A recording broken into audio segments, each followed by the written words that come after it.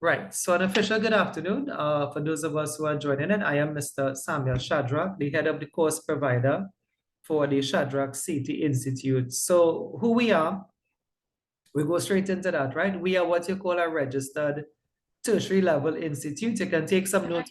Hello? Yes, hi. Oh, did I mute myself? No, I don't think I did. Are you all hearing me on your side? Something wrong with the cinema. Yeah. Yeah, Selena, you're getting loud and clear. yes, something on Selena's side. Yes, Selena, we are hearing you. There's probably something on your side. Yeah. Adjust your volume. Yeah. But if somebody could probably message her, because I want to kind of get a run on today's lesson anyway, right? Something on her side though, because Zoom isn't Zoom isn't that complicated now. It's like just we just have to mute and unmute, record and not record. We don't have much functionality, right? We could remove somebody and admit somebody, but there's not much that we can do for a student on their end anyway, right? Right. I still have some folks coming in. If you see me, because it's about 20 something, someone is now joining in. So in the first 5 minutes, it happens like that. But that is what the first 10 minutes is meant for. From 10 to 12, for you all to come in. We normally talk about the day's work, assignments, and by 1, we like to get started anyway. Right? And if that is done, well, we do have a sort of good session that is not too much interrupted anyway, right? But that's how it goes sometimes. I mean, we have lots of working people in the school, right? And just to let you know, it's about we have about 100 registered students at the institute right now anyway, all doing various courses, right? So I was going to suggest to you, so who are we? We are what you call a registered TLI, tertiary level institute. So we offer health and safety courses and there are just about 2 places doing this in Trinidad, from the beginners level. But I'll put certificate here, but certificate is not the beginners level, right? To be honest, the beginners level could be anything like like 1-day courses, Firewatch, whatever have you, right? So really, I wasn't watching when I was doing that, right? So certificate courses are really diploma. So I'll put BSc here, certificate, BSc programs. There is also access to the MSc programs, right? Masters in Occupational Safety and Health. And so there's a range of certificates. It's not just one, right? So just 2 entities that are doing this in Trinidad would be Shadrach Safety, right? SSI, and SBCS. Now there's a difference between the brands because even though there's 2 entities that offer UK-based courses, right? So like like UE does a master's too. I don't think they have the certificate anymore. I don't think they have a BSc in safety. I'm not quite sure, right? I'm pretty much sure they don't. And even if they are, we are really talking about the UK-based qualifications here, right? So we're not going to count Costat and Cipriani and whoever is out there again, right? Well, UE, of course, right? But we're checking UK based, right? So you have Shadrach Safety and you have SBCS, but the difference is the brands, right? So like what we offer, our brand is really NEBOSH, right? And you don't really need much convincing of which is the main brand, right? Of course, if you're new to safety, if you all are totally new, you should know that NEBOSH is the #1 brand worldwide, right? So SBCS is the University of Greenwich, right? And worldwide, this is ranked, I think, 130 something in the world ranking, right? So there's a huge difference in terms of the NEBOSH being the #1 brand and Greenwich being like 100 and something. Or if it was in the first 10, fine. But Greenwich is not in the first 10, the first 20, whatever have you. It's not a worldwide brand, and it's more like an English brand. And of course, SBCS has sort of made it a bit popular here, but the NEBOSH has always been what it has always been, which is the most popular brand and the #1 brand in health and safety. So if I can take that off, could I take that off? Because I want to put something under search, right? So that's who we are, in case you have no idea, if today was your first day. And so what you'll see in San Fernando, if you've been to Duncan Village, is just the offshoot office, right? We do have a full school. It's in Riverside Drive, San Fernando. But I think since the pandemic, for the last 4 years, that this is 2023, but remember the pandemic was 2020. So that's a year, right? 2020 is a year. So for the last 4 years, there have been literally hundreds of graduates that have, passed through the school. And they have actually never been in school. They have never been to the school. They have all been to the offshoot location in Duncan Village. And sometimes, it's weird because for me, it's weird that we have so many students. As mentioned in Seoul, we have about 100 enrolled students at the moment. And that fast surpasses, I think, we can just say our competitors, because I have been to, SBCS, and you go to their classes, it's not that populated, and sometimes I see 5 students in a room. And that's because of the brand. The brand is really NEBOSH, and NEBOSH is what is in demand anyway, not just in Trinidad here, but in the UK, Guyana, Canada, right? This is a certificate that when you get it, it will not expire. It is not that is, that you have to do it over. It's good for life, and it is globally recognized. I have students of mine, I'll share stories as we go through this semester, of course, that are in all sorts of different parts of the world, right? They're in the Middle East, some of them in the UK. I have some in Canada. And your NEBOSH certificate, look, this week here, just this week, right? A guy by the name of Lorenzo. Now, he didn't do this course, he did another one. He did this one here, right? You see some brands up here, IOS, right? And he told me he actually left Trinidad, and he said he went to Guyana looking for work, but he didn't have a job then. He actually went looking for work, and he came across a UK-based company, and he did one of our certs. And when they saw it, they were surprised to see somebody in the Caribbean then, well, South America, because he was in Guyana, that actually had the IOS cert. Right now, he actually didn't have it in his hand. He had it on paper because it was at the office. So he came by. I think it could have probably been Thursday morning or something. He came by and he actually got it in his hand. He was telling me that this UK-based company offered him a position. So his work permit has been organized. He's leaving on Tuesday because I think the flight for Gatwick leaves on a Tuesday. And he said they are giving him, it's 6 weeks in the UK,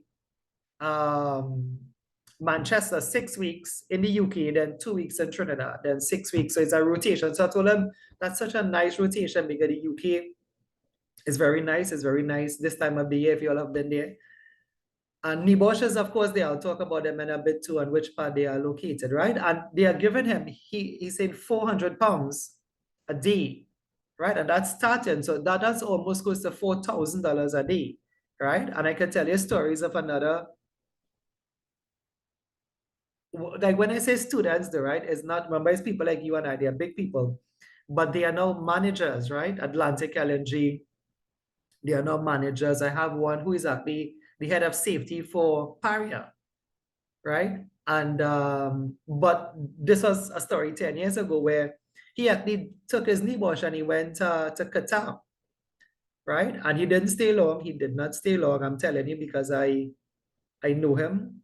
He did not stay long. He spent 9 months, but per month he was getting 100 and something thousand TT. That's about 150, right? So he spent 9 months and came back to Trinidad as a millionaire. Now, would that happen to you? Well, the thing is there, but the thing is to remember, I posted that job on your thing. You saw for yourself. NEBOSH is it? Well, it is what it is, right? It is what is being asked for. You can go wherever you want with it, right? It changed my life. I mean, for those who know me, and you'll get to know me, sooner or later. I have three degrees, but none as relevant then as what I did at NEBOSH. Some of them I did.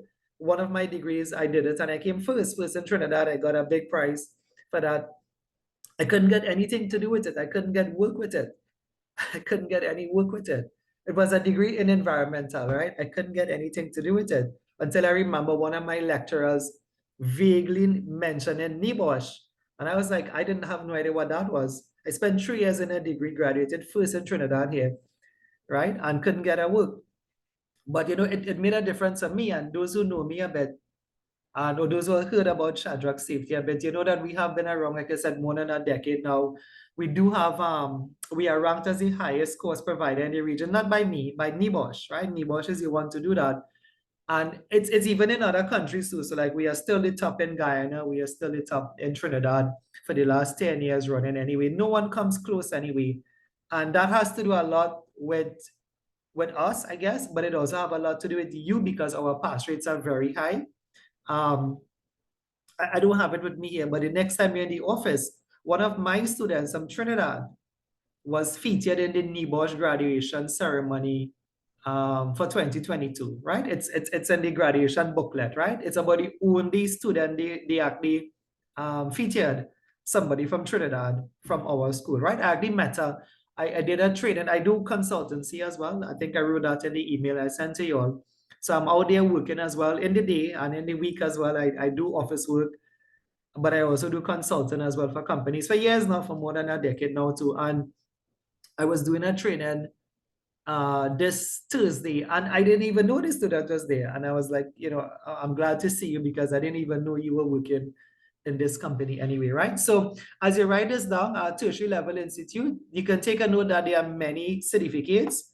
However, what you all have signed up for is the main certificate, the National General Certificate from NEBOSH itself. Now, there's a reason why I'm talking like that.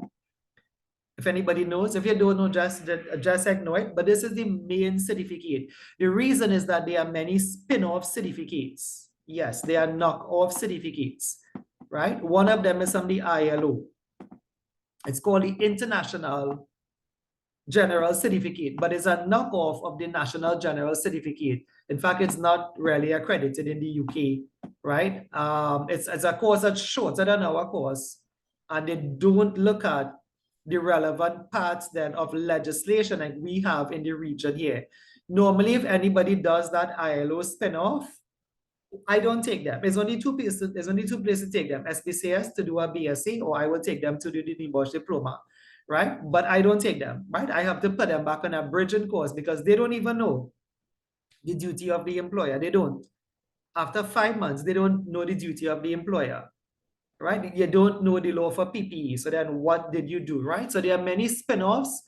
I would appreciate it later on if you all could do some of these spin-offs, but you don't have to. Because who is saying this? The vacancies are saying this, right? There's a PSM, process safety management course. There are environmental courses. You can come and do any one that you want. We are not saying no, right? But these are not the requirements, right? If I look at the I'm going back to your WhatsApp group. I sent one. Did you all see the one from CPAP? I normally don't post all to new students because I know you all don't have the qualification yet.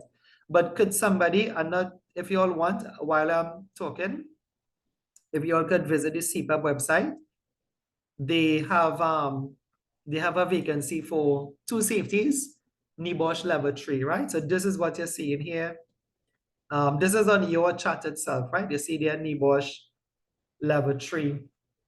I've sent this to you all, but there was another one I didn't send it to you all, right?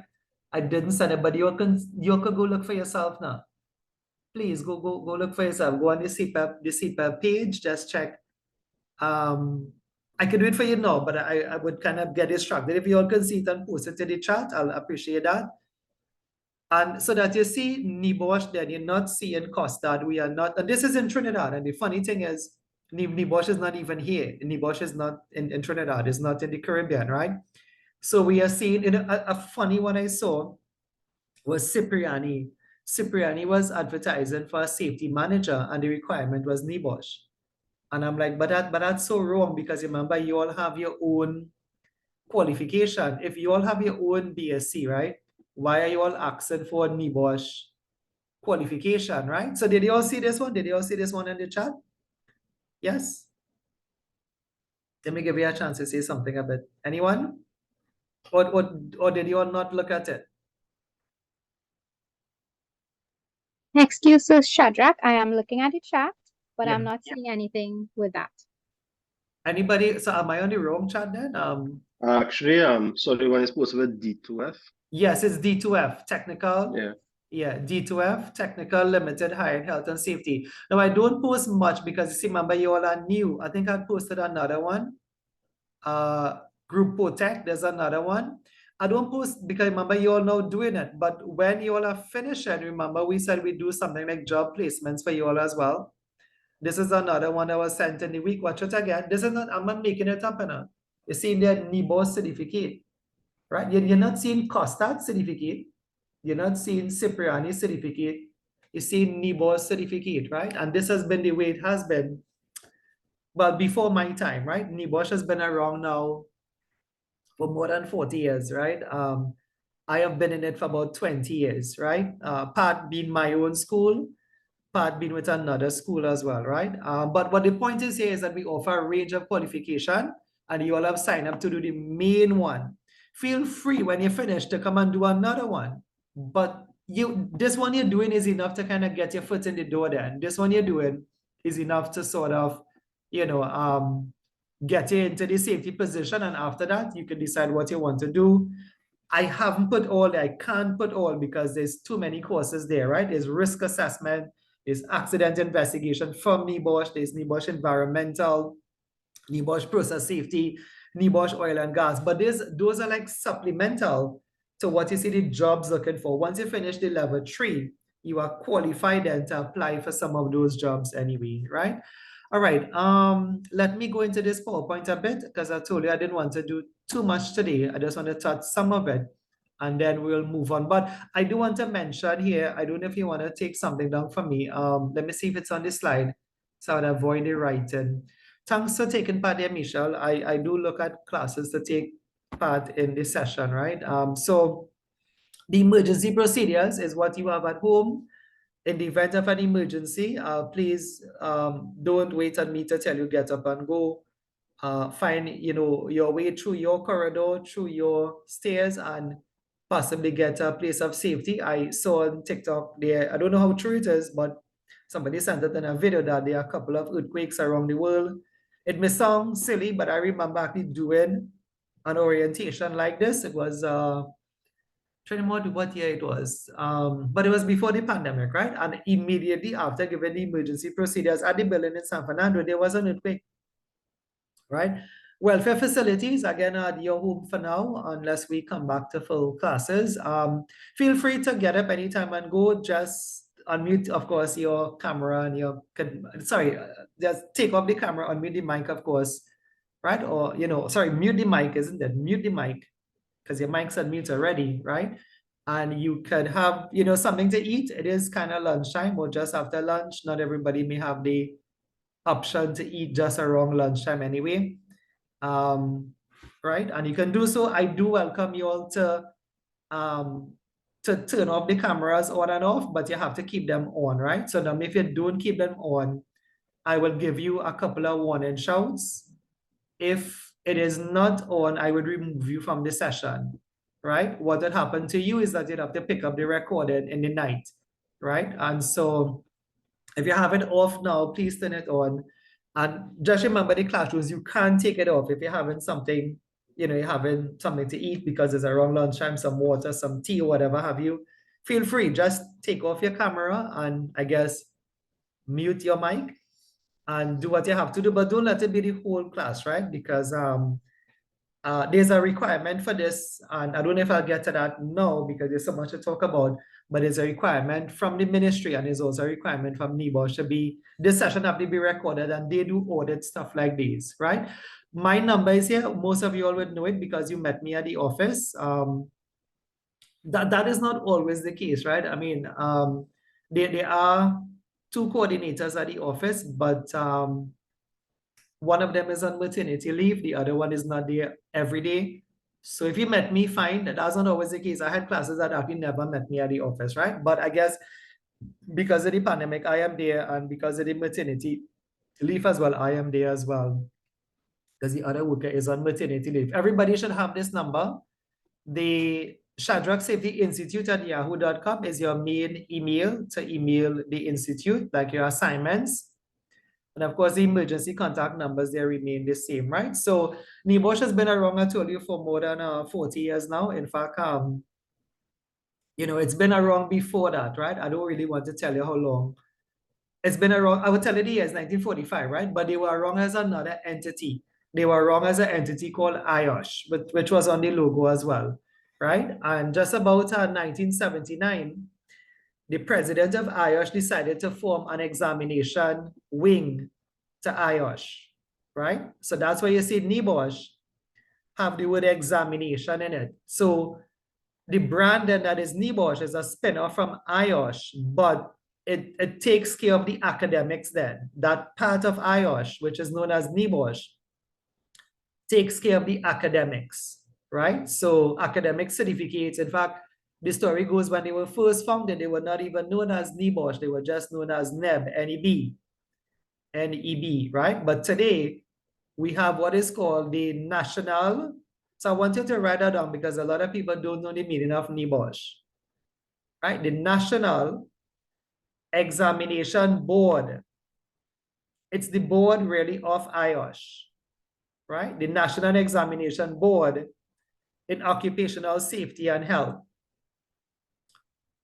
And even though they started off, I guess since World War II as IOSH, they have that brand that they created in 1979 has gotten the reputation to be the #1 brand worldwide. Anywhere you go in the world, the fact that we're in Trinidad on a little island here that most of the folks in the UK may have never visited, and that our jobs here on an island is asking for NEBOSH is evidence to what I'm telling you, right? NEBOSH is not from Trinidad and Tobago, it's not from Guyana, it's from the UK, right?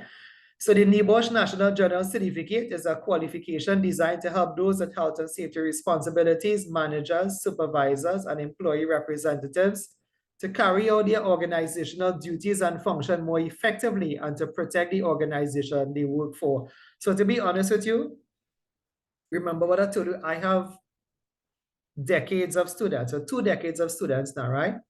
Who after finishing, they will get a work, right? They'll actually get a job. But what they do, they will tell you what they do is like what they saw here then, right? What they do, like if they're doing a risk assessment, they will say, well, that's exactly how NEBOSH taught it.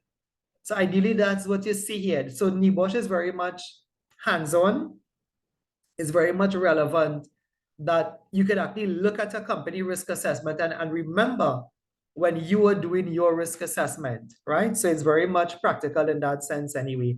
There are 2 papers to be undertaken.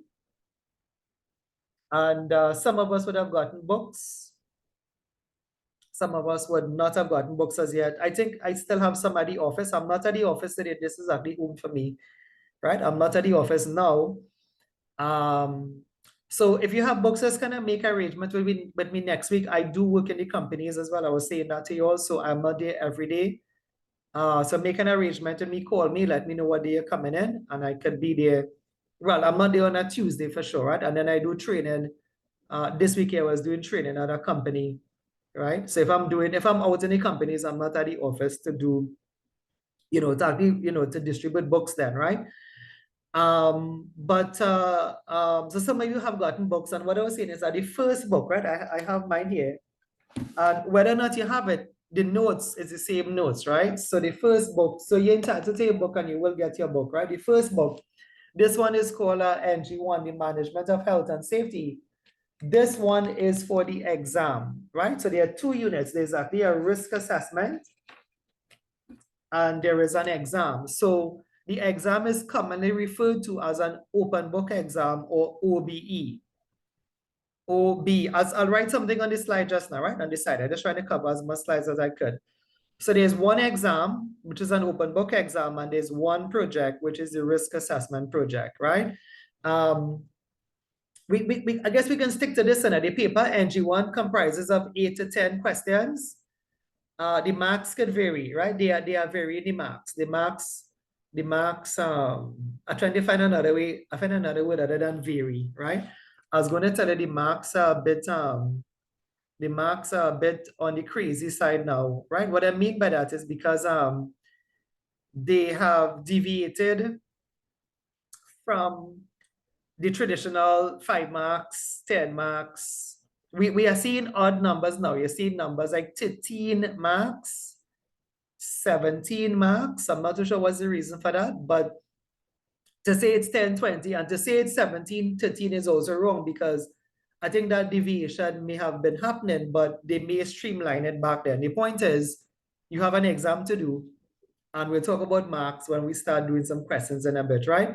The paper is to be done at home, and you have 24 hours to get the paper done. Now, another lecturer of mine reminded me to tell you all today, don't underestimate the open book exam, right? The open book exam is very challenging. NEBOSH is renowned for certain challenging questions in exam papers and for marking strictly. I think they are more renowned for marking strictly. What does that mean, right? It means if you're not sure what you're saying, you will not get a mark. Now, we'll talk about the structure and stuff of that when we cover some content, because we can't really talk about content, or sorry, past papers, if we don't have content. But I'll show you one. I have a past paper to show you anyway, right? So I'll show you one, and we talk about how to get those marks and stuff. Once we cover some content, we can have something to judge that. Once we judge that, we can talk about the past paper with that anyway, right? So how this goes in terms of the logistics, you are given a link, right? You are given a link about a week before exam. You have to set a password and whatever have you. On the day of the exam, you download your paper. You are not being supervised. You are free to use the internet. You are free to open your book, hence it's called an open book exam. You are free to open another book and another book. You're free to use Google, right? But it's a technique to answer the question. And when you understand the technique, the truth is you don't need all of that, right? But we have to base that on content. I can't really give an example unless we do content, right? So, but once you understand what you have to do, you don't need any of that. All you need is yourself. All you need is yourself, right? And you'll be able to do the question and pass the exam anyway, right? Let's talk about pass mark a bit. We can probably, I think it's on the other slide. Let me just go to that if it's here. You know, so some of the topics they would consider, right? Well, so like if there's just 4 chapters in your textbook, right? We have health and safety law, health and safety policy, safety culture, and the last lesson is on accident investigation and causation. Just 4 lessons in the 4 chapters, sorry, not 4 lessons, right? But 4 chapters in the book for the exam, of which they are going to construct about 8 questions max, right? I know I said 10, but again, the norm has changed. Some students get 7 questions, which is less time. Some students get 6 questions on a paper. Every sitting seems to be it's not too formalized then, they deviate, right? So like we have had 10 questions once, but 10 questions is not the norm. The norm, to be honest, is 8 questions, 7 questions. They have not gone less than 6 though. 6 has been the least, 10 has been the most over the last 20 exams since the pandemic sort of began anyway, right? Folks, I wasn't seeing the pass mark, so let me just shout that for you all now. So the pass mark for the NG1 paper, right? And please remember what I said, don't a lot of people, you know, I think when you start seeing the assignments, you would not underestimate it, right? But for today, you may get the idea that, you know, it's open book. It sounds, you know, kind of easy. So the pass mark is 45. And it is easy once you understand what you're doing, right? 45 is the pass mark. But remember what I said, they mark strictly, and I guess I'll have to explain that another time. What that means, I can share it briefly. I can share what that means briefly with you, especially for those who came from another institute, like if it came from UE or Costa or whatever, right? What that means is that there is no mass marking, right? There is no mass marking. I'll show you an example paper just now. There's no mass marking on, or maybe I should show you now. Let me just try to show you one now. But I didn't want it to disturb you too much though, right?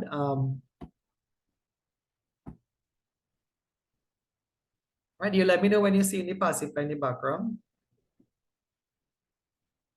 It should be saying the word scenario, April 2022, that should be it. Anyone seen it? I have Zahir on screen, I have Michelle on screen. Yeah? Yeah, I've seen it. Okay, Steffi's kind of on screen. Yes. Yeah, okay, good, right. So this is a typical paper. We would analyze this as the weeks go by. In fact, like I said, from next week, from your 3rd week, you will be getting some assignments, right? Which is meant to bring you up to speed with the writing of what is expected of you. Now, again, because today's a day for making notes. Like if you have a pen and a book nearby, the word count is 3,000 words, but nobody really checks that. So feel free to cross it. In fact, most students who get higher marks cross the word count. There's no penalty for crossing the word count. I'll say that one more time, and I'll show you some papers as the semester go along of some students of ours who would have gotten high marks. And what is their word count? Their word count could be 4,000, 5,000, 6,000 words, right? Your exam is based on a case study. Now, I'm not going to slow down to already show you too much because we're talking about pass mark, right? But the point of the case study is not very long. It's about 2 pages. You can check this is about 1 page. That's the first one went there. That's the second one, right? So the case study is about 2 pages long, and that's not very hard. But I did mention to you all now, we were talking about the marks and what I meant by the marks strictly. So when you see a question that's worth 15 marks or a question that's worth 10 marks, what I was trying to tell you is that there is no bulk mark available. Bulk mark means like you write a whole page, right? This is what, not too sure why the marker not running, right? Like this is your page, I'm just saying. By the way, they'll give you a template to type on as well, right? The day for the exam, they get like a template to type on. So if this is a page and we see this question here, what should be considered so that first aid needs are realistic and proportionate for all workers, right? So in other places, and remember I said I also did another degree, not all my degrees are from safety. One of them is the environment, right? So if you fill a whole page with writing like this, you know, which is what most places do anyway, right? At other places then, you know, you'd probably get 10 out of 10 or 15 out of 15, not with NEBOSH, right? There's no bulk mark that is available. So I want to take this off now. Let me see how best I can take that off. So, and it draws so nice, actually no. At least the outside of it drew nice, right? So what I mean by no bulk mark, what you have to do to get that 15 mark, right? Anyone knows, did anybody know this technique here? How do you get the 15 marks then? What's your guarantee of? The way I showed you before, that's not how to get it. You probably will get 1 out of 15, right? Another lecturer of mine also told me to, and I told him, I would have to tell him I tell earlier, right? I told him that I don't like to start my classes like that. I like to start on a positive note, right? He said NEBOSH just make people cry, right? But he is also a past student of mine, right? Patrick Ticker is his name. He came by me 10 years ago. Most persons in safety today have been through right here, right? And he said NEBOSH, if you're not prepared, NEBOSH will make you cry. This is somebody who have a BSc from UE, right? He couldn't get nothing to do just like me. This is an old story, folks. This is a 14-year story now because I met him. That was probably 2009. That's probably more than 14 years now, right? But today he's a safety manager, but you know, he lectures for me as well, right? The head of OSHA was a past tutor of mine too, if you all know him, right? Again, about 10 years ago, probably more than 10 years now too, because the years go by fast. But he said to tell you all, NEBOSH does make big people cry, right? So anybody know how to get the 15 marks? Quick, I guess you can just make a guess. Because if it's not bulk writing, then how do you get the 15 marks? What does it mean when they say they mark strictly? I think I have some repeaters here, so they may be able to kind of chime in a bit. What does it mean when they say they mark strictly? What does that really mean? So, I think you would have to probably put 15 points, like Yes. bullet points. Yeah, so that's it, right? So Regina actually know my tutor too because he taught her as well. The same guy I'm talking about, not to tell her I'm making up names, right? He was actually a tutor of hers as well, right? But in another school, in another course, in another lifetime, I guess too. Yeah, that was School of Practical Accounting. Yeah, right. Okay. So what you need to do to get 15 marks, you have to give them 15 answers, right? Saying what should be considered so that the first aid needs are realistic and proportionate to the workers. It cannot be one correct answer. There must be 15 answers, right? Most of these, if you're writing, I know today is your first day, so I shouldn't do all of this, but there's a format to this now. You're supposed to say, in my opinion, right? What should be considered is the number of workers on site. That is something you have to consider, because how do you know how much first aiders you need? based on the number of workers. So you say, in my opinion, the number of workers on site should be considered. And then what you're required to do with NEBOSH now, you have to give a quote from the case study. Please take this down. We'll build on this as the weeks go by, but this would not change. This format I'm showing you here, from now till the very last day of class, this format wouldn't change, right? You have to give an answer. You have to give the answer, right? But then you'd have to give a quote from the case study saying that, like in the case study, there was like 500 workers and they only had 2 first aiders. So that was not realistic, nor was it proportionate. You see it here, you should support your answer where applicable using relevant information from the scenario. Every answer is a 2-part answer. Every answer must have your answer and it must have a quote. And if you have that the right way, you are going to get 1 mark. So this is what they mean by marking strictly. Another answer will be, in my opinion, what should be considered is the risk level or the hazards that is present. So every answer then have like an answer itself. And the first one, it was the number of workers. And this one was the risk level. And then you give a quote. You say, based on the case study, I'm just making this up, right? Because I can't remember this case study really. The risk was high. And there were just 1 or 2 first aiders, which was not proportionate for all the workers present. And when you do that, you're going to get 2 marks. Right? So that's it. If you can catch that from day 1, today is day 1, to day 15, well, lesson 15, you'll be ready for exam, right? In other words, if you give 10 answers for a 15-mark question, you cannot get 15 marks. If you give 7 answers for a 15-mark question, you cannot get 15 marks. You may get 7. If 2 of that 7 wrong, you may get 5, right? But the technique is very important. Another student of mine, he's not in Trinidad. He has a likeness to like playing a game of cricket, right? Trinidad versus Guyana. Guyana win, right? Trinidad versus Barbados, Trinidad win. So what's the difference? The difference is technique, right? There's a skill. Skill is in writing, but there's also technique, right? So the sure way to pass exam is what we like to call the Subway formula, but Subway no longer has a special. I don't think they have it, which is 20 for 20. I remember that special from Subway, 20 for 20. So that's what you have to do, 15 for 15, 10 for 10. If it's 20 marks, it's 20 points you have to give them, right? Let's just take a look at the rest of the questions. This is show you some of the marks in it. Oh, my mistake just now. Change my view a bit, right? You can still see the question paper, right? I think, yeah, because I have changed my view, but I'm not changing your view. All right, so this question, there were 3 questions, 4 questions, 5 questions, number 6, 15 marks. So there's 7 questions. So as I tell you, we are not NEBOSH. NEBOSH is in the UK. Otherwise, it wouldn't be globally recognized. It would be another Costa degree or another Cipriani degree. This is not that. This is the real NEBOSH in England, right?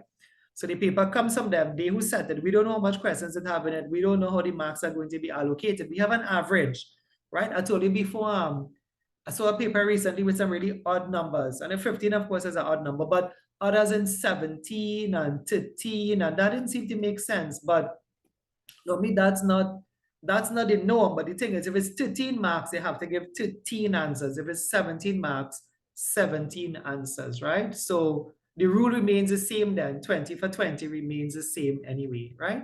Do you all have any questions as I have the paper open up here? Because I want to go back to the presentation and probably start in a bit. I won't go through everything on the presentation. If you came in the beginning, I sort of mentioned that I'll do a couple of them. And next week, Saturday, because I want to do some teaching, we'll kind of keep on with the orientation next week, Saturday. Any questions on the paper itself? No? Okay, I'm taking it off and I'm going back to the presentation, right? So what I'll do here, I'll just mention some class rules. Yes, Michelle? So this paper is the NG1 paper that we're looking at? Yes, there's no NG2 paper. NG2 is a project. Okay. All Yeah, right. I just So, wanted to, yeah, you see it here. and So NG1, the management of health and safety. NG2 is a project you have to do, a risk assessment project.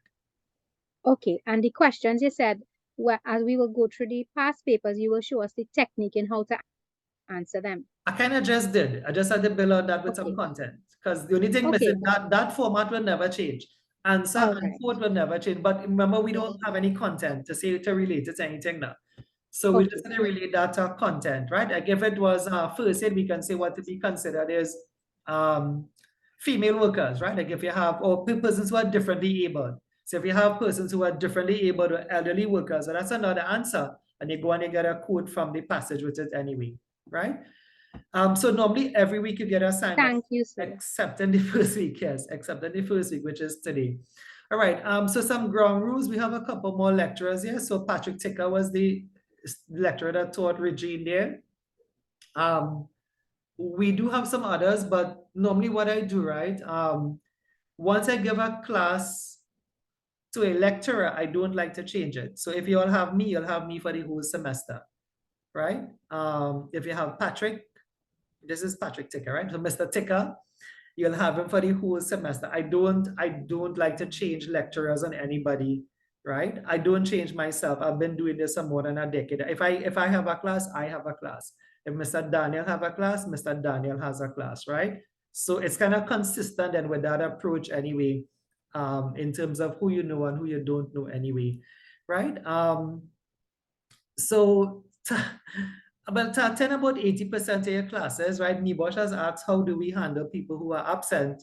And I want to talk about that now, right? So when I say talk about it, it's nothing bad, folks. We are all working people. So just to mention to you, we do record this session. And in this week here, we would most likely set up the Google Classroom. As I told you why, the present class only finish exam on Wednesday of this week. And we normally give them a week to take down their videos, to download them before we delete that storage space and use it for somebody else. So we record the videos. You will be getting your video possibly from next week, Saturday. On this Saturday night, I post them on Google Classroom. Now, nobody really goes back and listen to them. I have realized that.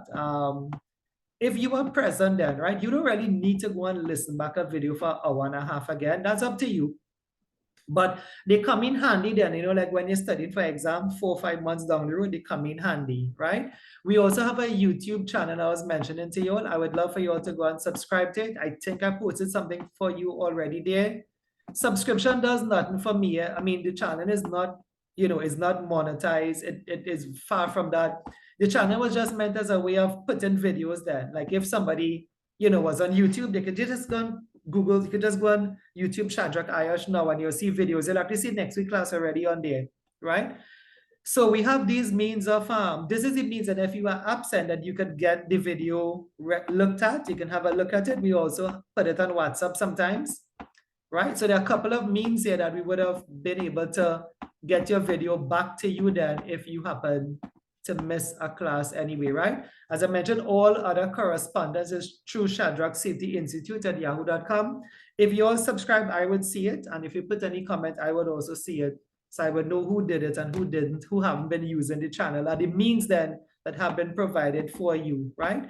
Safety is not Hollywood, right? But we do have some videos. I have some videos here that has gotten thousands of views. You know, it's not that, I just say the thousands of views is not Trinidadians, it's actually people worldwide. So normally when we do put up a video, we have some really good ones, you know, that do well for some strange reason. Whoever is looking at it, I don't think it's Trinidad is looking at it. We have some that do miserable, but it's not about that. It's about having a place for you to look at your videos, right? And we do have some plans for that channel that has never really taken place anyway, right? So let me stop the orientation here. I think this is a fair good start. We can recap by saying that NEBOSH is the #1 brand in health and safety worldwide. The fact that Trinidad, a small Caribbean country, is asking for it is proof of that. And they have asked for it for the last, well, decades, right? I would not say decade, but decades. To pass NEBOSH, you must do an open book exam and you must do a project. We'll talk about that as the weeks go by. The exam looks pretty simple, but there's a little trick with it in that there's no bulk marking for anything. You have to kind of earn your marks, and the open book exam may just take you whole day.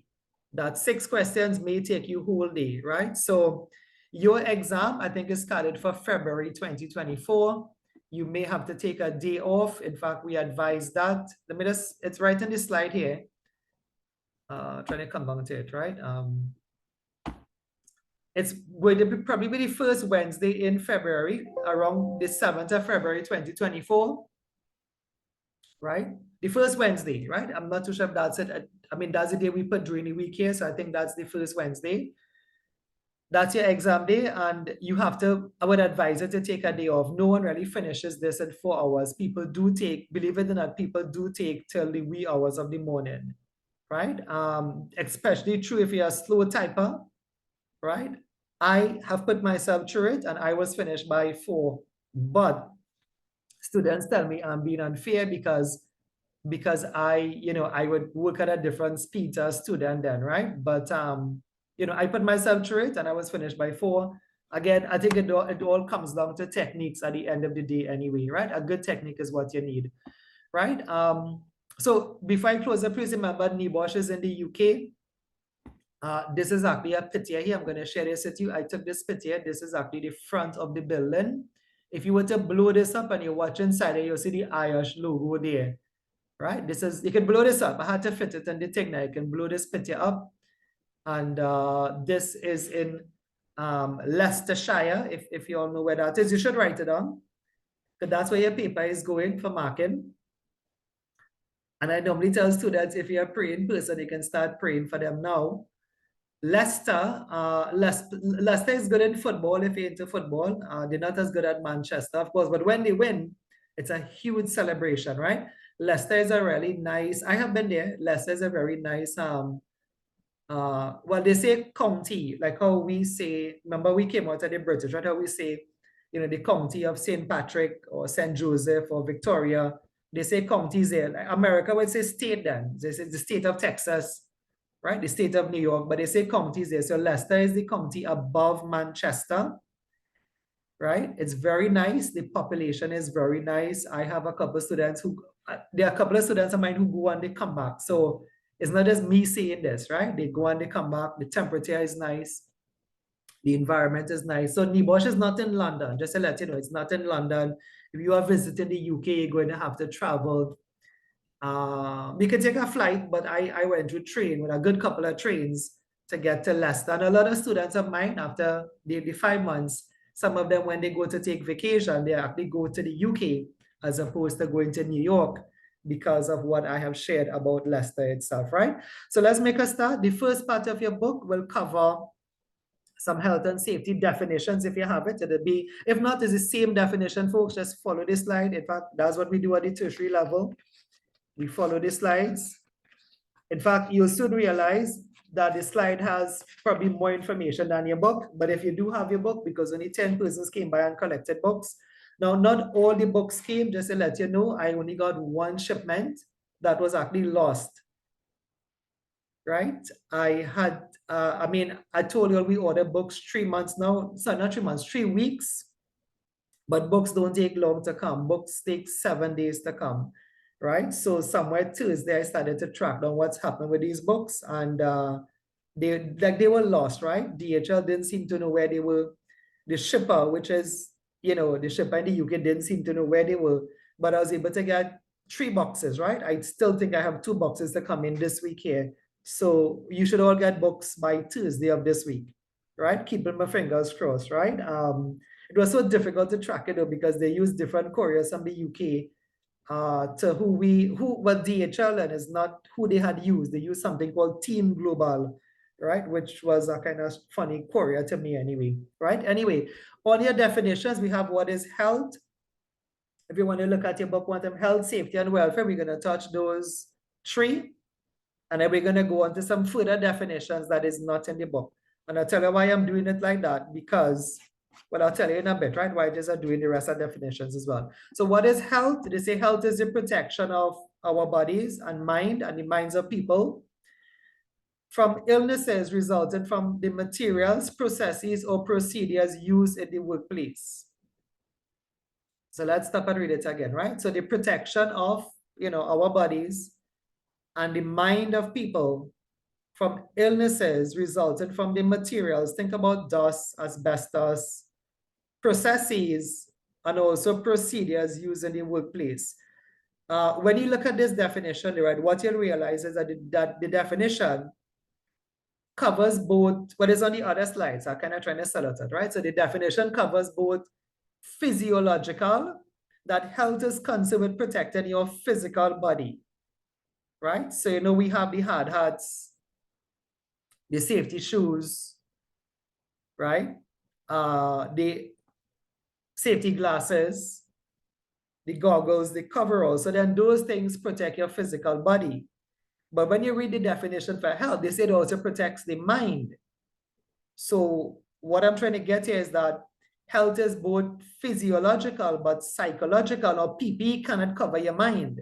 Because remember, your mind is not part of your physical being. Your mind is, part of your inner person then, right? So your mind. So then how could safety affect your mind? How could a hazard affect your mind? Well, it's right here, because there are things like processes and procedures that could actually cause you stress, could cause you fatigue. If you're working long hours then, right? You're working long hours, the procedure is a 12-hour shift or 16-hour shifts, right? Or the process itself is tedious. What you're doing is tedious. So yes, it has affected your physical state of being, right? You are going to get aching back, right? Numbness in your fingers, right? But your mind is not there. Your mind has become numb to what you're going through, right? You are going through this period of work where it's monotonous then. So the idea of occupational health is that we want to protect both the physical body, but also ensure that people are matched to their jobs then, that you are happy on your job, right? So good health is concerned both with the protection of your body and the mind of the workers from materials, processes, procedures used in the workplace, right? I'm moving to the next one. Safety is the protection of people from physical injury. Some say it's the absence of unacceptable risk. I'll come and explain that one back for you, right? The second one is not important for exam, but it's important for reality, right? So safety is concerned with the physical and mental well-being of individuals at the workplace. Now, if you look at both definitions, then if health is the body and the mind, and safety is the physical and the mental, you realize that there is a link then. Both health and safety is concerned with the protection of your body and your mind, which is why they use the term interchangeably. We can check it on the job site. What was the vacancy? Was the vacancy for a safety manager? What was the vacancy? Was the vacancy for a health manager? No, the vacancy was a HSE manager, health, safety, and environment. Well, some of them put the environment with it, right? So in the workplace, they do use the two terms interchangeably sometimes, where they say health and safety, right? Jobs, I'm reading back from the vacancy on the phone, right? The health, safety, and environment coordinator. Anybody got the one from CPAP? But I was talking, I told you, don't forget, the next thing you feel like lying, get the one from CPAP. And if you all could post it on the job site for me, please. I took a picture of it and I was going to send it for you all, but then I saw NEBOSH NG. I said, okay, well, you all can't apply for it anyway. This one is actually Coca-Cola. Pull up another one here. This is actually from your chat as well. Huh? Coca-Cola, no, but they didn't say the requirements here. I'm seeing something on ISO. At least talking to you all, I can't see it and talk to you all. I'm seeing ISO. ISO is what is popping out at me now. All they have here, this is relevant qualification in the required field and ISO systems as well, which we also do. That's another story. That's another day, right? We do all of the ISOs, right? That's another story. That's another day, right? So when you all finish, we'll talk ISO standards and certification. By the way, too, as I told you, I've been around, right? Some people say a long time. So like the person who doing that is a past lecturer of mine too. He's very good. Top auditor in Trinidad in the energy chamber. But I know him. A lot of them, I know them then, like when they were tutors for me, right? Now, was student, sorry, he was a student first, and then he taught for me. Some of them are actually older than me, you know.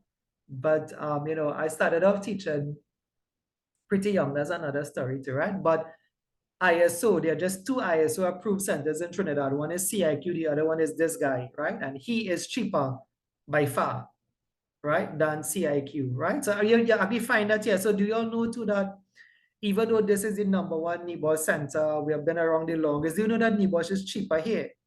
Do you know the going price of NEBOSH now is $8,000? And do you know that I do charge $8,000? I don't charge $8,000 in Trinidad.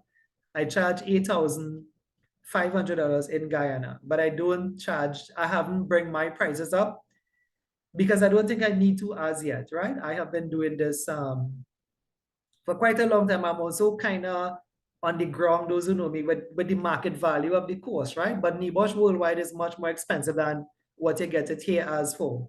Check it for yourself and you'll see. I'll send you somebody else's ad and you'll see for yourself, right? So while you're here, though, just try to make the most of it because I may increase next year, but I don't think I'll increase. I don't think I'll do that increase like that. I'm still able to survive. Those who know me, I do other things. I was telling you all now, I do consultancy. It's not one course I have. So we are able to have like a basket operation. And when it's like more than one eggs in the same basket, so you don't have to depend on one egg then, right? So that's why even though we have been around the longest, we are still able to offer even the ISO courses here cheaper, right? And the NEBOSH here is cheaper, even though this is the accredited center, right? But still cheaper for students, right? Because again, for me, it's not the only thing I do, right? I do other things and we are able to sort of more than survive, I think, with the other things that is being done, right? So I was saying, let's get back to this point. I was talking about health and safety. That's why you see the vacancy say health and safety, because by definition, they are both concerned with protecting your body and your mind, right? Now, in the degree level, right? At the diploma level, which is the NEBOSH diploma, which is a BSc with honors, you would learn that there is a difference between health and safety, right? But not for level 3, right? Remember, there are other levels. I mentioned some of those other certificates. There's level 4, there's level 5, there's level 6, right? But for your course and for the vacancies that we see, it's okay to say health and safety. But by definition and by further definition, there is actually a difference between health and safety, right? But for now, it's okay to say health and safety until anybody here goes on to do the NEBOSH diploma, right? So let's talk about this one a bit. The second one, I was telling you all, this definition says safety is the absence of unacceptable risk. Safety is the absence of unacceptable risk. Now, that is a kind of mouthful and a kind of mindful as well, because you have to think about it, right? But I'll break it down for you because I told you this is not your exam. This is just something, this is just a concept, right? So the concept is this, listen to it a bit, right? The concept is this. In a way, not 100%, right? In a way, safety have to do with your acceptance. In a way, safety is based on perception, then is based on your acceptance. In a way, now it might not really be that way all the time. Safety has to do with your perception. So put the equivalent sign there, right? You see, for a worker, I think I have to write or talk. I can't write and talk at the same time, right? So this is PRCPTION, perception. So for a worker who probably doesn't know better than a worker who doesn't know better, a worker may decide that, you know, the hard hat is not comfortable. It's going to mess up my hair, which it does, by the way, right? But, you know, it's kind of uncomfortable, so I wouldn't wear it, right? Now, in their mind, I'm telling you this, and which what perception is, in their mind, they have to themselves then said that they are safe. maybe they did an assessment around them, there's nothing around them, and in their mind, they are safe. So their perception is that they are safe. So in a way, safety have to do with your perception. Now, somebody like me coming by or another manager passing by and seeing a worker without a hard hat may just, fly off the handle then, because in our mind, not having a hard hat is putting the company at a risk and putting yourself at a risk, right?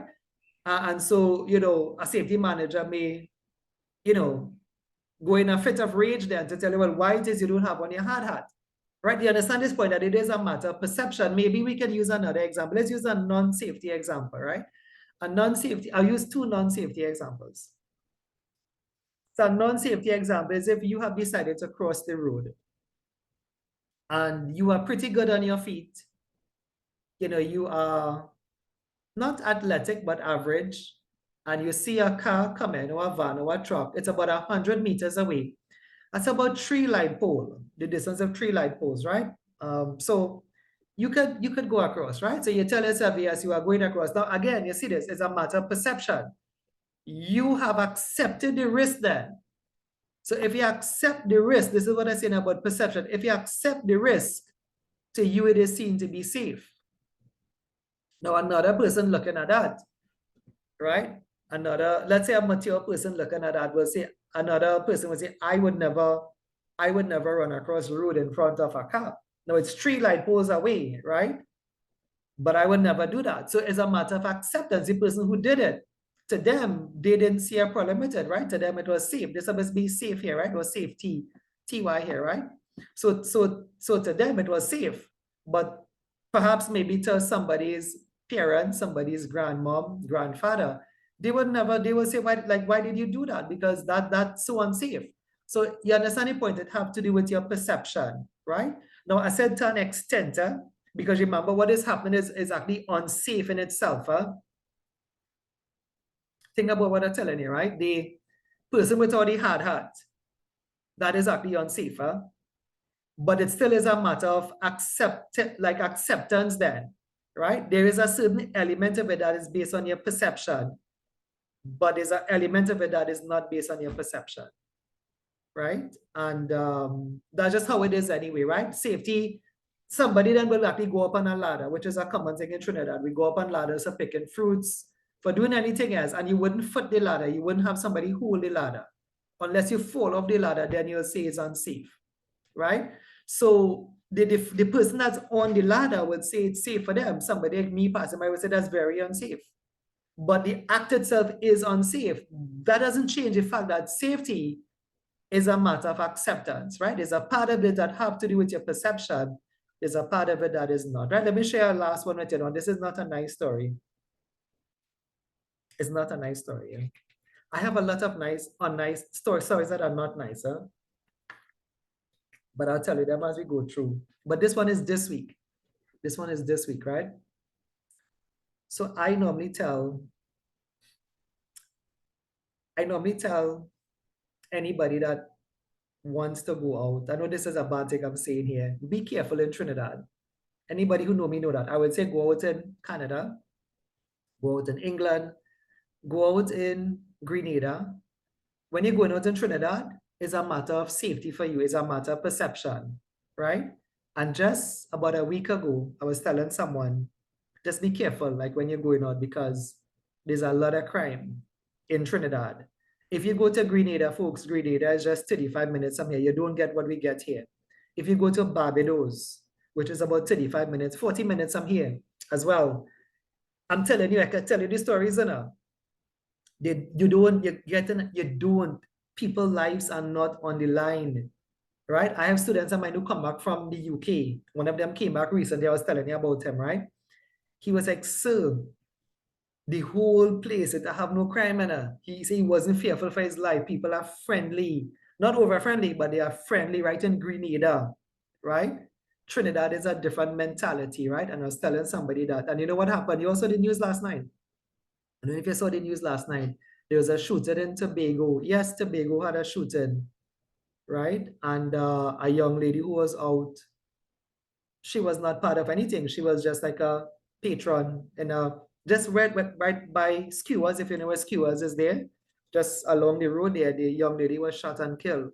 Bullet went straight through her heart. And just a week ago, I was telling somebody this, right? And so what I'm saying here is that that is also perception, right? Like, you know, when you decide to go out, to you see it as safe. You say nothing will happen, right? Of course, to the parents and to the, you know, the elderly folks and stuff, they will say things could happen, but it still is perception. But the thing itself is that the event itself, you know, could also be safe or unsafe based on what has happened anyway, right? So this is the idea that safety is a matter of perception. I don't think going out itself is unsafe. I think going out in Trinidad itself is unsafe, right? So the it's two different things anyway, where you know, based on the culture of Trinidad and the level of crime we have here, right? I think that is what is unsafe anyway, right? So yeah, you think you understand this a bit, that safety is a matter of perception, and not all of it though, because there are stuff that is just unsafe, right? By the way, that's another level of safety. There's another level of safety, which is level 4. In level 4, we talk about things that have nothing to do with perception. Level 3 safety is a matter of perception, right? You using an exit, you running down a flight of stairs, all of that is a matter of perception. But there's a level of safety, which is level 4. It's not a matter of perception. Things like a process plant. A plant overheating then have nothing to do with your perception. It is unsafe.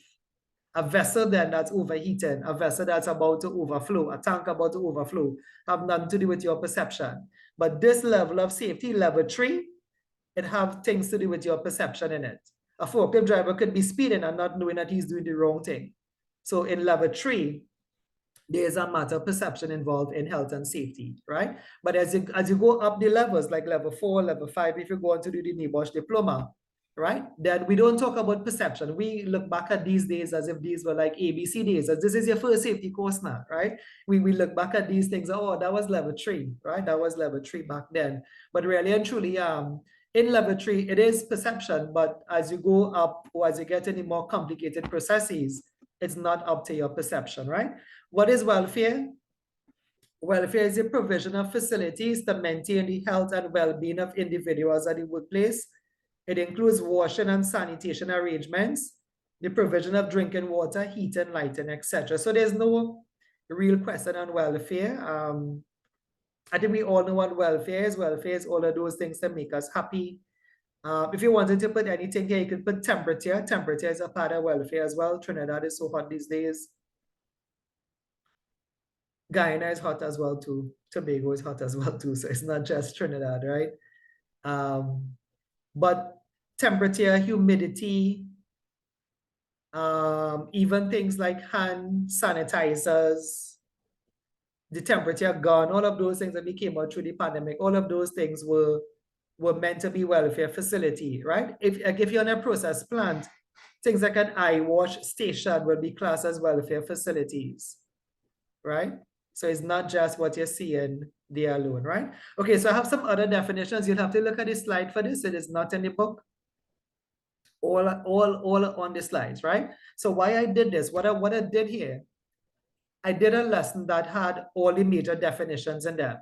So that's what you're seeing here, right? So I didn't stop at welfare. I thought it wise to go on to some other definitions then. So just look at the slides. Even if you have your book, you can get it from the slide, right? So what is an accident? An accident is any unplanned event that results in injury or ill health of people, or damage or loss to property, plant, material, or the environment, or a loss of a business opportunity. So remember, it's an open book exam. You don't have to cram. You are free to use the slides. Yes, I know that's a strange concept. You're free to use the book. What you need to do is understand. So what they say an accident is anything that is unplanned. No sane thinking person then would begin the day by saying they want to have an accident, right? So an accident is anything that is unplanned, and there's often a negative consequence of it. Ill health, there's really no good thing coming out of an accident. Health and well-being wise. Now, there may be a good thing coming out of an accident via compensation, right? But if we say health and well-being wise, there's really no good thing coming out of an accident anyway, right? It's often unplanned. It's often unwanted at the same time. Next definition, what is a near miss? Let me read it out. A near miss, they say this is any incident that could have resulted in an accident. Knowledge of near misses is very important, as research has shown that approximately for every 10 near miss events at a particular location in the workplace, a minor accident will occur. Well, the latter statistics is a real life. The definition is on top here. What is an accident and what is an incident? This one, what is a near miss, right? So a near miss, what most people think of this as, most people think of it as an almost accident. Some people refer to it as an aborted accident. In a near miss, all the conditions were there for you to have an accident, but you did not have the accident, right? It's like you slipped, but you did not fall. You slipped, but you got back, you know, your hands on the railing, right? You slipped, but you did not fall, right? You can't confuse the two though, because in a near miss, the truth is nothing really happened. It could have resulted in an accident, but it did not result in the accident, right? So you are walking, I'm just giving you another example. You are walking by, possibly in a construction site, a scaffold pipe fall from height, it missed you, right? Nothing really happened to you. Now that's an incident, right? So an incident is a near miss, hence the name near miss. It could have resulted in an accident, but the latter piece of this says here, knowledge of near misses is very important, right? As research has shown that approximately for every 10 near misses at a particular location, a minor accident will occur. So just bear with me a bit with this one. I'm going to come off here and tell you something else. So in the real world, right? Like I said, some of you may be working safety here.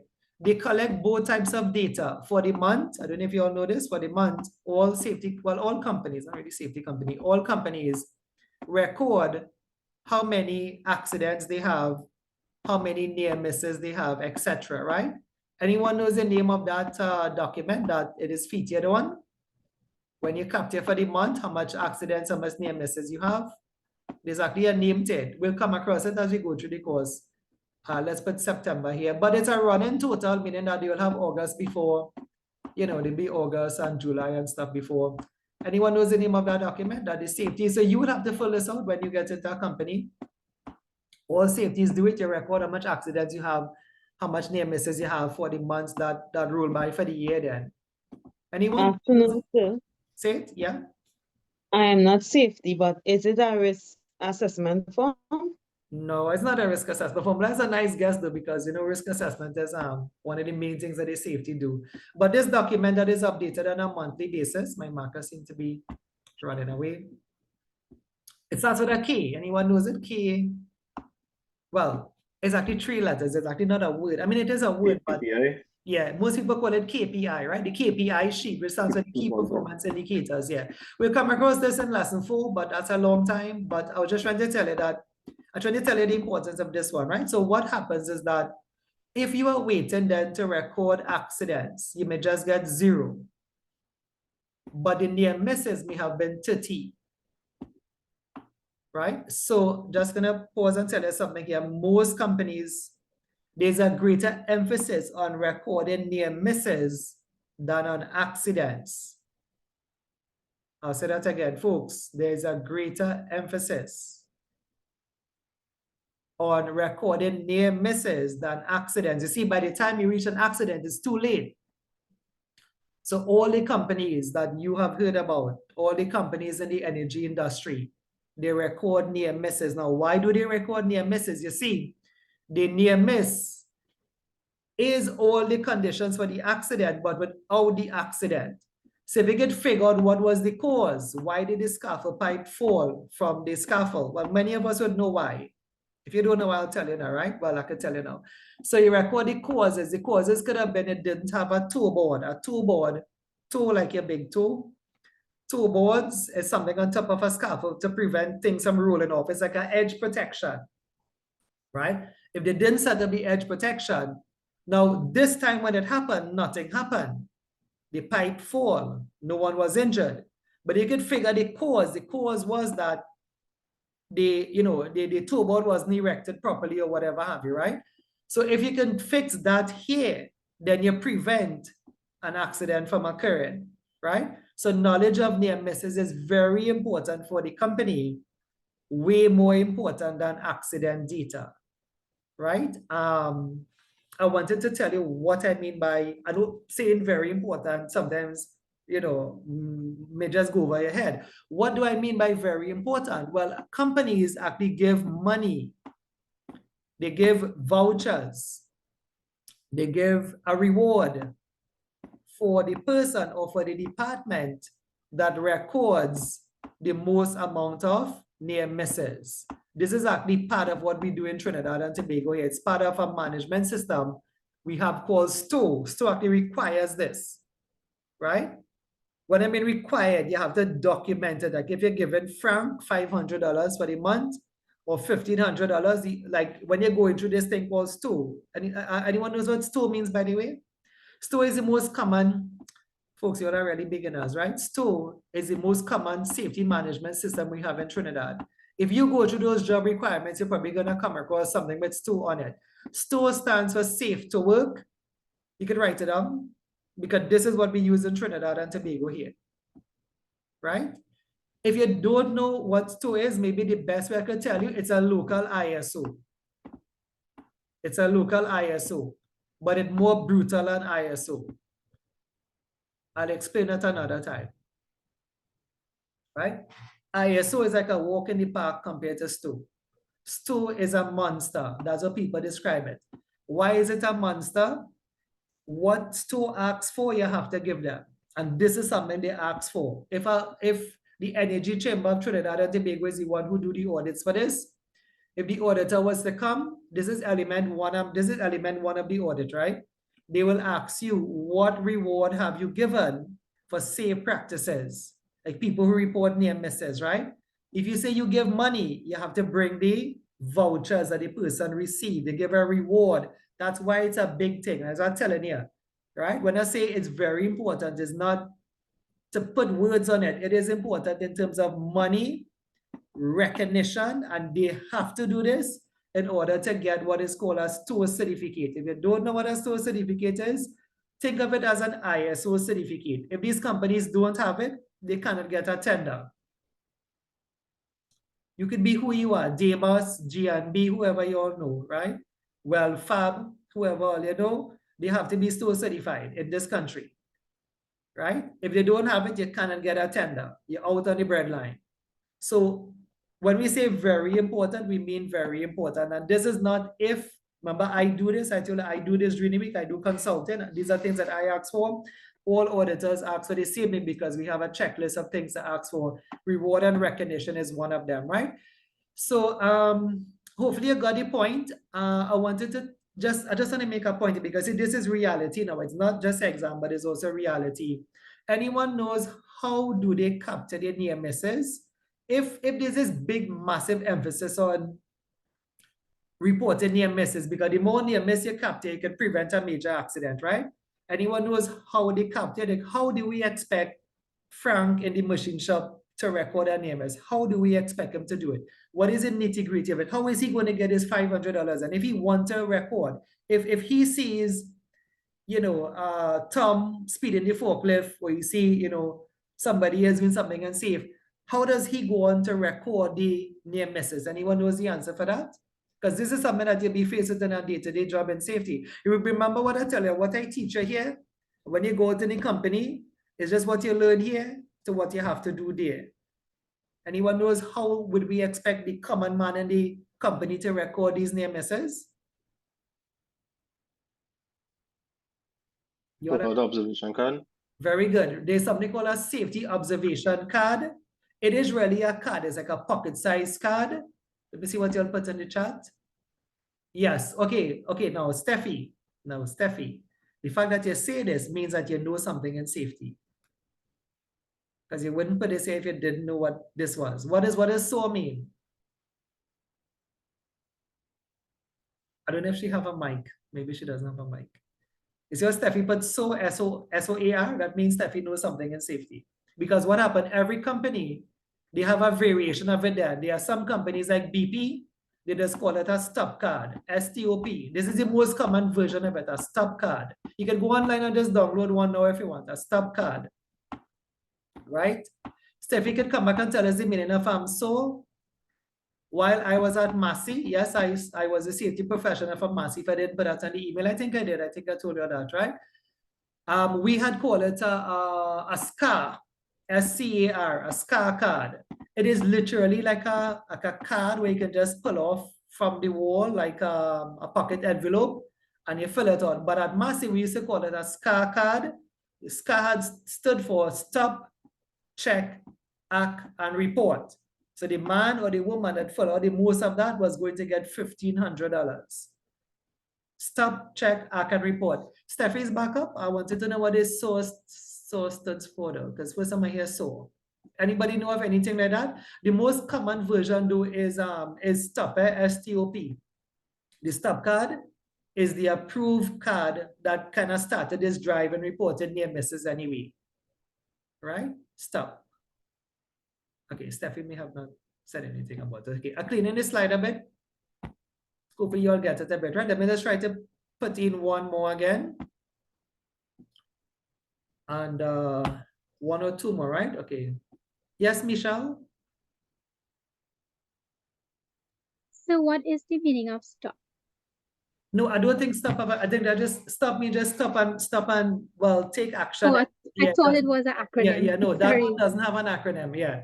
The stop itself, that's the main card from ROSPA. ROSPA is the creators of that. I don't think that has a meaning to it anyway, right? But locally, what I say when people create acronym like CAR, C-A-R, check, act, report. So must have meant something, stop, something, right? Or whatever, right? But it's a local version of the stop card. The stop card is like the main card. The stop card is like the NEBOSH then, right? And then the Cipriani is like another version of a safety course, but the main thing is NEBOSH. So in the UK, and in this course, like the main card is a stop card. You can download it if anybody does. You'll need to be a little bit friendly with yourself, right? If you download it, just share it on the group chat now. If you get it, share it in the group chat. If you get a CPEP job, share it in the group chat. As far as I know, nobody here could apply for that yet because none of you all have NEBOSH as yet. So you're bound to be, start to share things. I can show you. Do you know where I get all these jobs from? I get it from my diploma students, my diploma students that they want to share all of these things here. This is my diploma chat, right? You can see much of it, but they are very helpful students, right? One person will get something and he will share it with everybody else. When I say one, I mean like different people do different things then, right? This one here, this is actually a student of mine. I think I sent this one to you all too. That's Desiree Balde, right? So but this is on the diploma chat. That's where I get it from, because diploma students are a little bit mature. They don't think selfishly now, right? If you get something, put it on the chat, share it to everybody. We all here to kind of learn anyway. And what's for you would always end up being for you, right? All right, dangerous occurrences. I'll just do this one. So what is a dangerous occurrence? A dangerous occurrence, listen to this carefully. A lot of people miss this. You have to kind of write to it because a lot of people miss it, right? So what a dangerous occurrence is? A dangerous occurrence is a near miss. Now, if they say it is a near miss, what does that mean? Does that mean there was an injury, or does that mean there was no injury? A dangerous occurrence is a near miss. So did the person get away or did the person not get away? If it is a near miss. Right, the person got away. But listen to this. In this type of near misses, if they didn't get away, what was the outcome? They would have died. So it's a special type of near misses. This if you're walking and you slip and you fall, that's a normal near miss, right?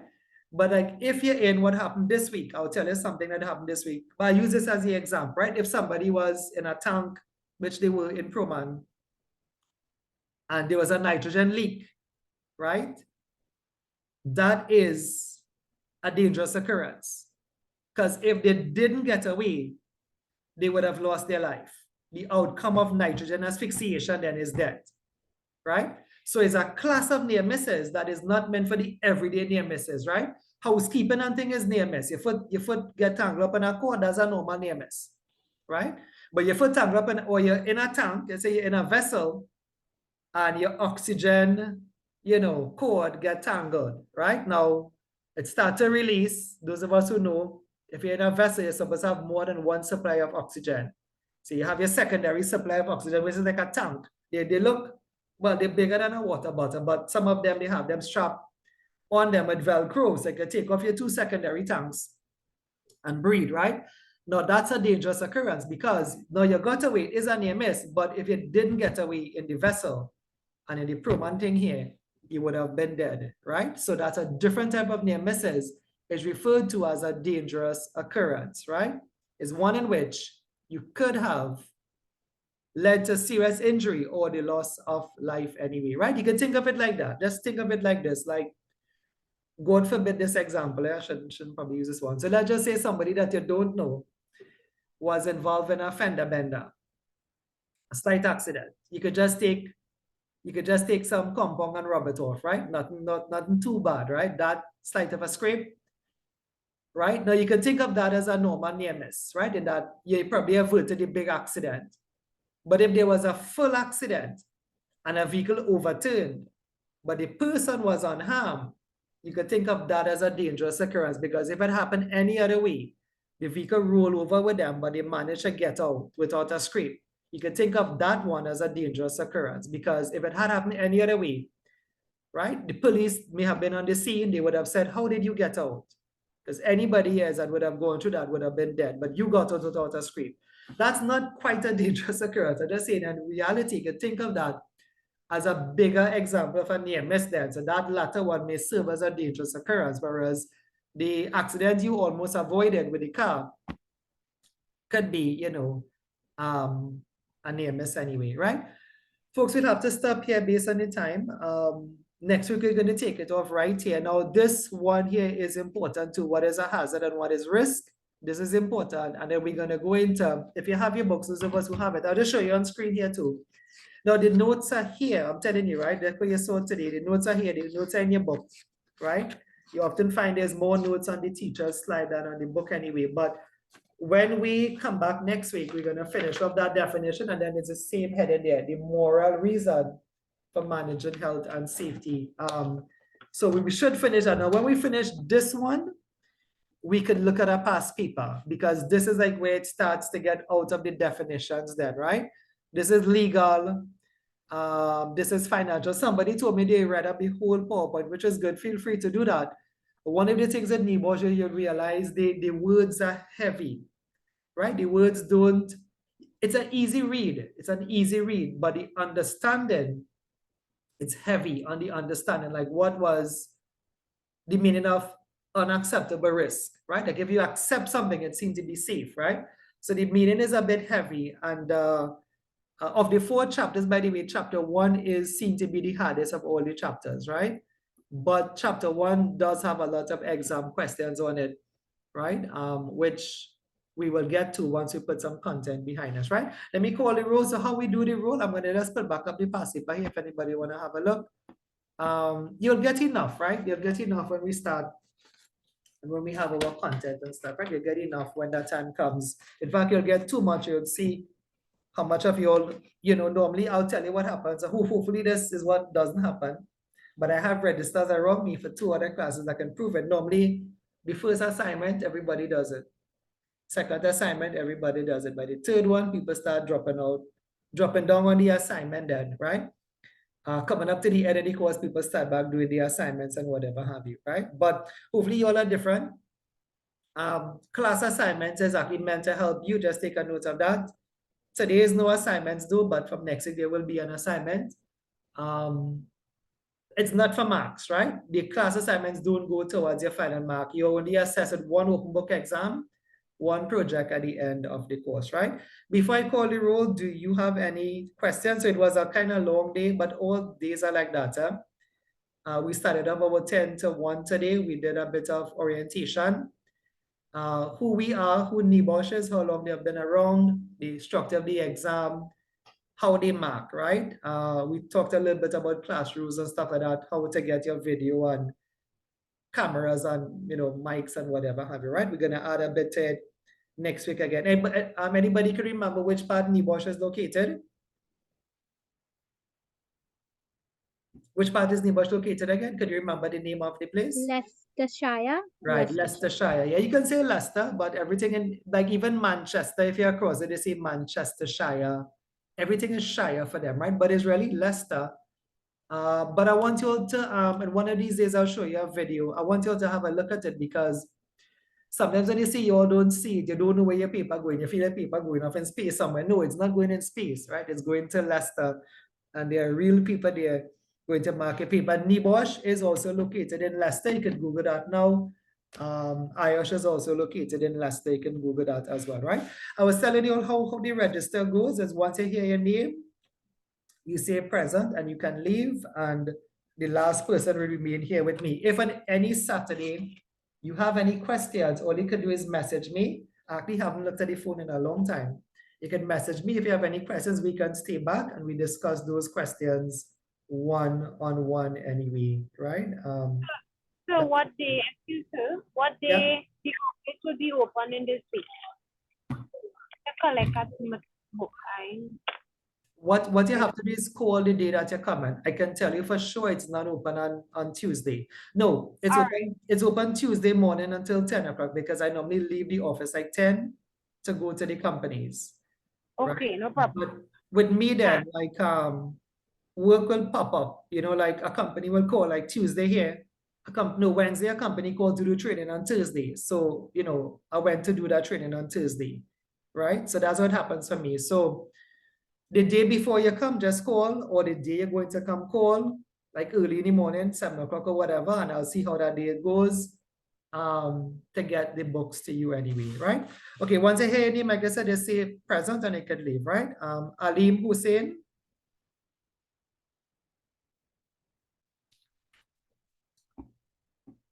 Okay, if not, let me stop the recording. I may be able to make out some of y'all because some of y'all may not have your